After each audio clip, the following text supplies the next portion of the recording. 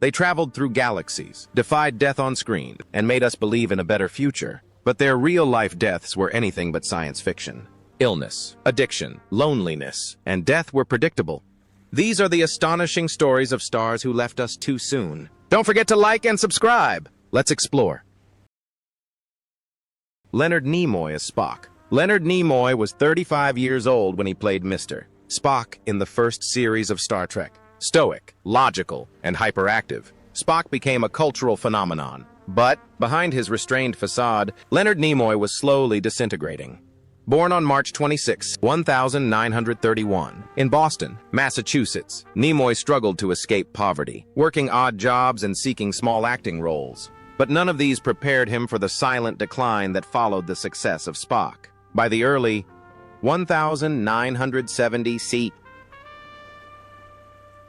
Nimoy was a prisoner of his own creation, trapped by fan expectations, ridiculed in casting rooms, and unable to find work outside the shadow of Vulcan ears.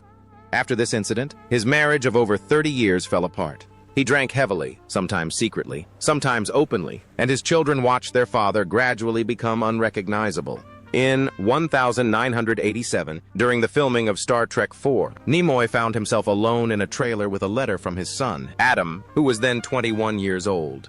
"I don't know who you are anymore." He didn't answer. Instead, he downed another shot of vodka, eased the pain, and went back to the set as if nothing had happened.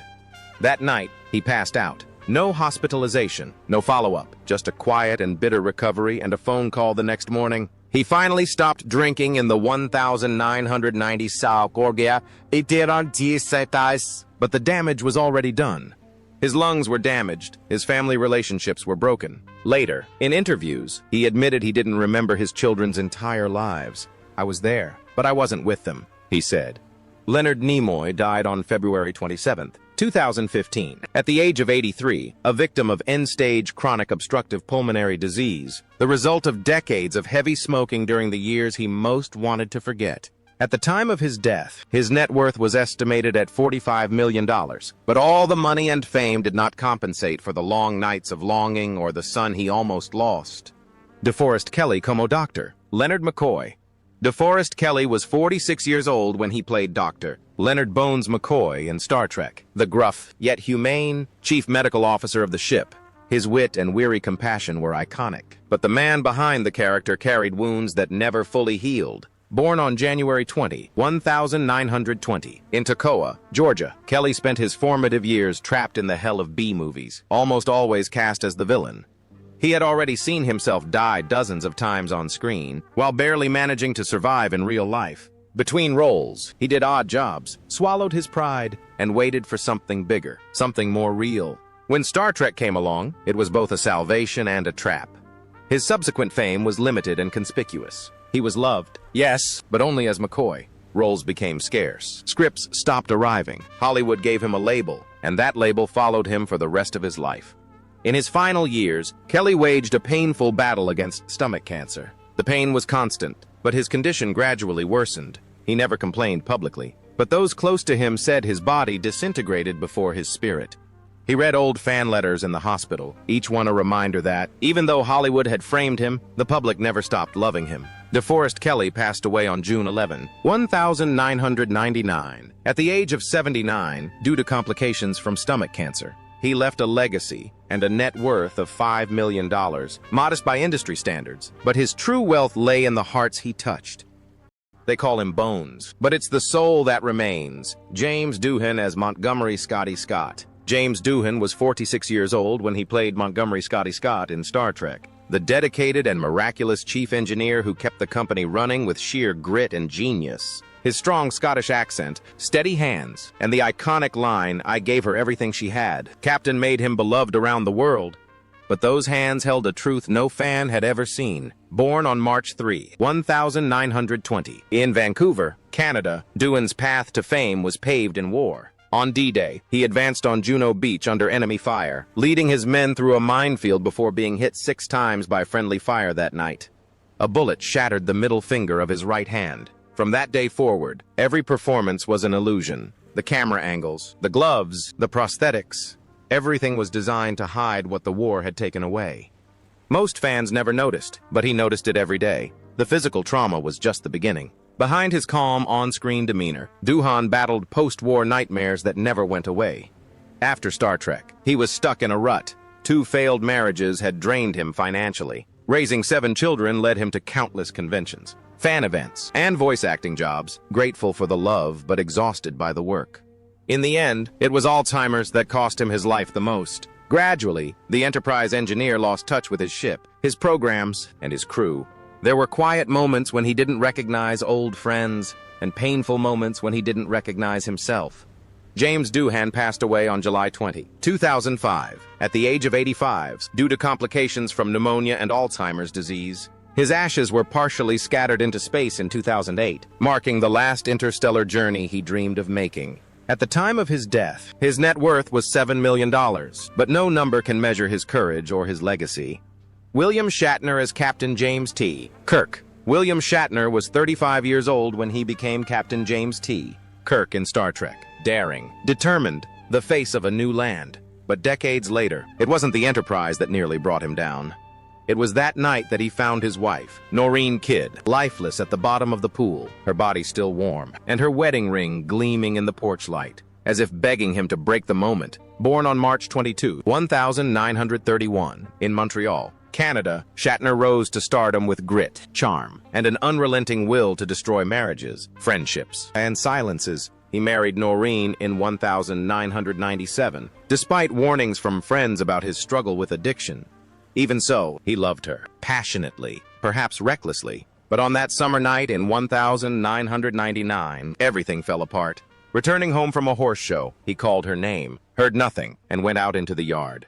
She was lying face down in the pool. Paramedics arrived. The autopsy showed she had ingested alcohol and Valium. The tabloids blamed him. Anonymous letters kept arriving. Some said it was negligence. Others whispered even darker things. Shatner fainted. He locked himself in his house for days. Later, he admitted that he had almost followed her, that he had stood at the edge of that pool more than once, contemplating its stillness. He blamed himself, blamed his absence, blamed his reputation, blamed his inability to save her. Therapy arrived.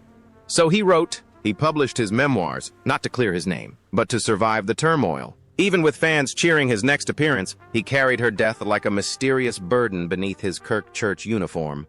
In 2025, at 94 years old, William Shatner is still a living legend. With an estimated net worth of $100 million, he still writes, lectures, and reminds fans not to be fooled by online imitators. In 2021, he became the oldest person to fly into space.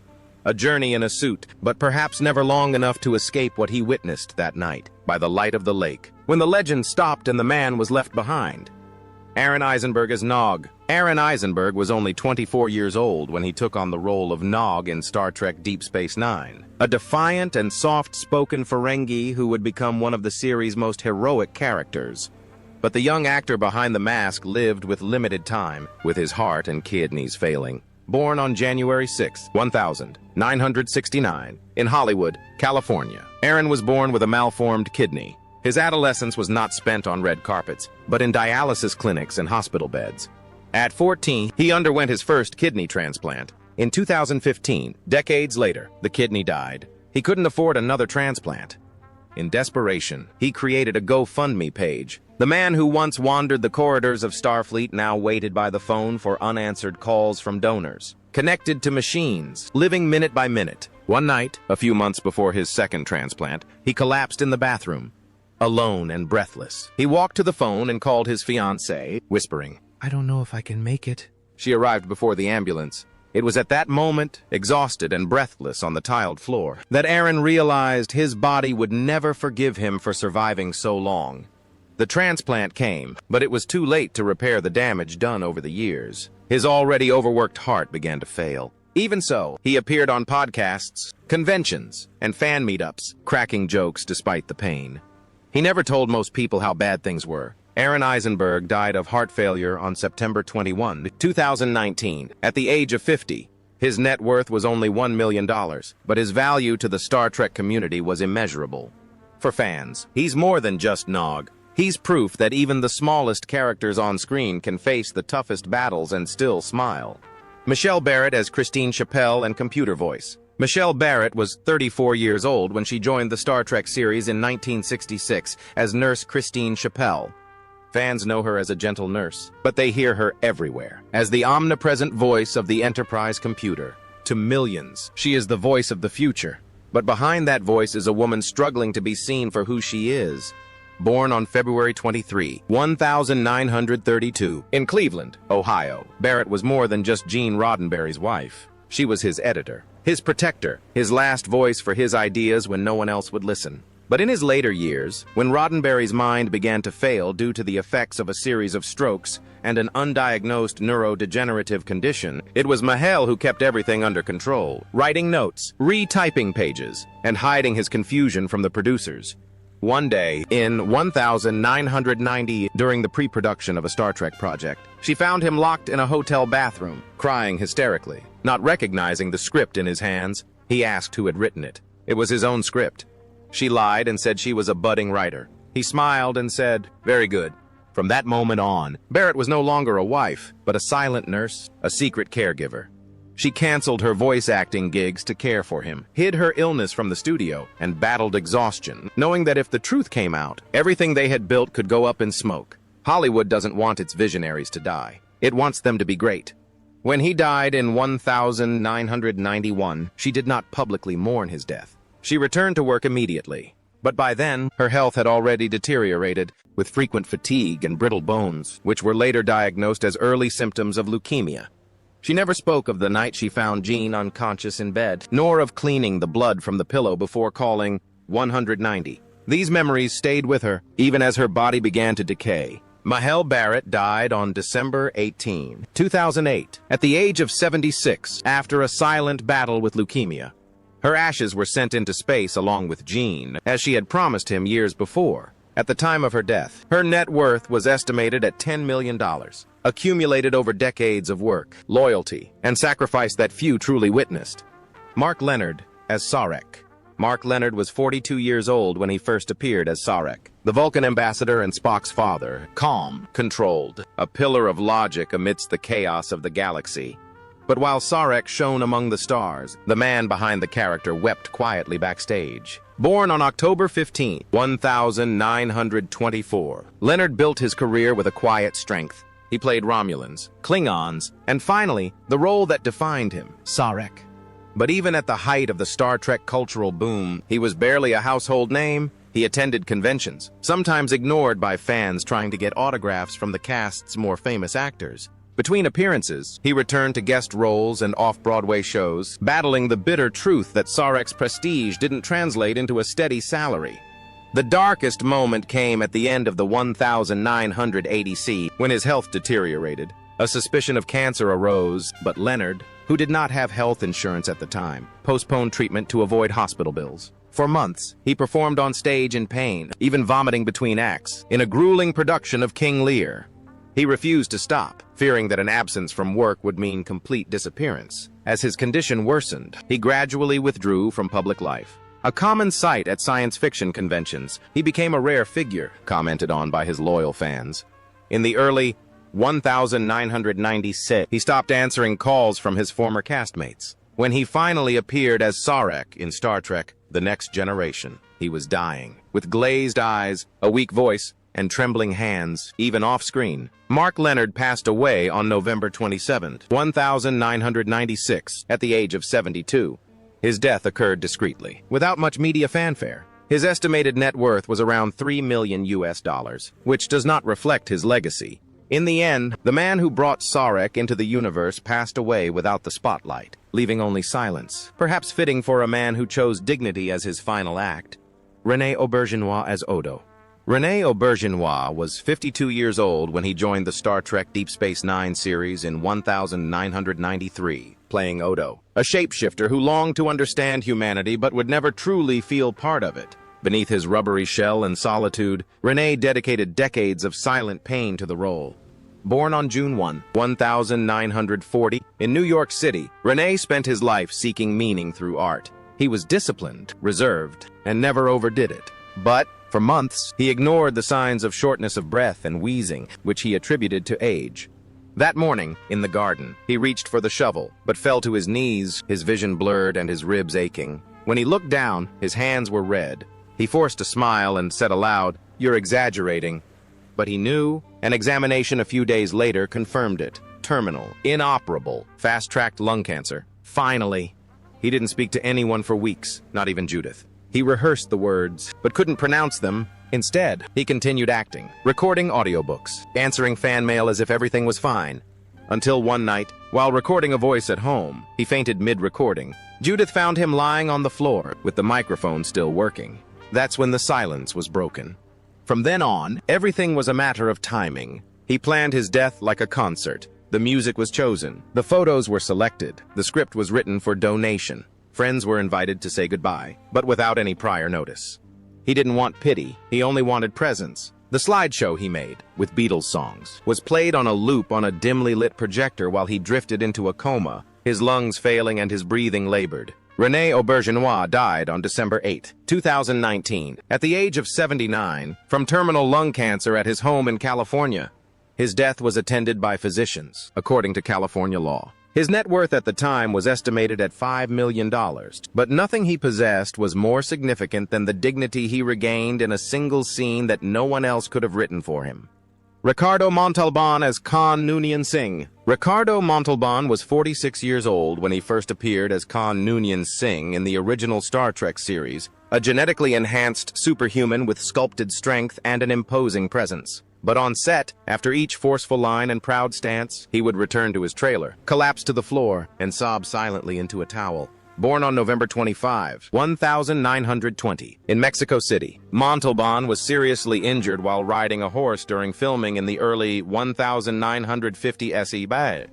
A fall crushed 2 vertebrae and permanently damaged his lower spine. For decades, he hid the pain behind a facade of calm when returning to the role of Khan in Star Trek II. As Khan's anger grew into his 61 years, the pain became more intense. He refused to use a stunt double. He refused special accessories. His chest, realistic and rigid, became a visual legend, while, just below, his vertebrae gradually degenerated. There were days when he could barely walk. Crew members whispered as he curled up on the floor between takes, clutching his sides, unable to breathe due to the throbbing pain. He wore braces hidden under his suit and took painkillers, but the pain persisted. However, whenever the camera panned, he remained upright, his eyes shining and his voice firm. Khan never wavered. Deep down, he once said, the hardest part wasn't the pain, but knowing he had to endure it to continue working in a field that wasn't suited for men like him. As a Mexican actor in Hollywood, he fought twice as hard for half the roles, and fought for others, founding the Nosotros Foundation to break down the doors that were always slammed in his face. By the end of the 1996, he was in a wheelchair. His spine was fused in several places. Acting became rare. The pain persisted, but he still smiled at conventions. He still gave autographs. He still remained seated stoically because Khan never bowed. Ricardo Montalban passed away on January 14, 2009, at the age of 88, a victim of congestive heart failure. He died at his home in Los Angeles. His net worth was estimated at $10 million, but no number can measure the cost of a life lived in suffering, or the legacy of a man who endured it with unwavering dignity. Nichelle Nichols as Nyota Uhura. Nichelle Nichols was 34 years old when she played Lieutenant Nyota Uhura in Star Trek, the calm and authoritative voice of the Enterprise, and one of the first black women on American television to be portrayed as more than just a handmaiden. She represented dignity, progress, possibility, but her real life was quietly crumbling behind that shiny uniform. Born on December 28, 1932, in Chicago, Illinois, Nichols entered Hollywood with enthusiasm and talent, but had the door slammed in her face. While Uhura was breaking barriers, Nichols was still receiving offers for maid roles and supporting parts. After Star Trek, the offers came to nothing. She faced 2 failed marriages, persistent health problems, and an industry that celebrated her legacy, but rarely gave her work. In the 2010s, Nichols' health began to deteriorate. A stroke in 2015 signaled the beginning of a long decline. Dementia began to affect her, slowly robbing her of her memory, speech, and independence. Then, a legal battle erupted, with her son and former partners vying for control of her assets. Accusations of elder abuse, financial manipulation, and isolation surfaced. Nichols, once an example of strength, found herself immersed in a nightmare she couldn't even name. Nichelle Nichols died of heart failure on July 30, 2022, in Silver City, New Mexico, at the age of 89. Only a few trusted loved ones were present. Her net worth at the time was estimated at $8 million, earned not only through acting but also through resilience. The woman who once spoke on behalf of the stars left behind a historic legacy, stained by betrayal,